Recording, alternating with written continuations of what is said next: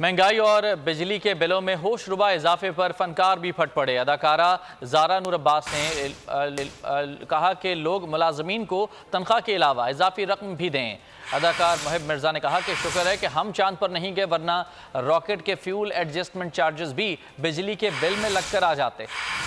बिजली बिलों में होशरुबा इजाफे पर फनकार भी फट पड़े। बरहमी का इजहार किया। मुल्क भर में आवाम बिजली की इजाफी कीमतों और दुगने बिलों के खिलाफ सरापा एहतजाज हैं। फनकार भी खामोश न रह सके। अदाकारा ज़ारा नूर अब्बास ने बिजली बिल की वजह से परेशान शहरियों की वीडियो शेयर करते हुए सोशल मीडिया पर अपील जारी की और लिखा कि साहिब इस्तात लोग इर्द गिर्द के लोगों और मुलाजमीन की मामूल से ज्यादा मदद करें, उन्हें तनख्वाह के अलावा इजाफी रकम दें। अदाकार समी खान ने मज़कूरा वीडियो को रीट्वीट करते हुए खुदा से रहम की दुआ की। अदाकार मोहिब मिर्जा ने तंजिया अंदाज में हुकूमत को आड़े हाथों लेते हुए अपनी इंस्टाग्राम स्टोरी पर लिखा कि शुक्र है हम चांद पर नहीं गए, वरना रॉकेट की फ्यूल एडजस्टमेंट चार्जेस भी बिजली के बिल में लगकर आते।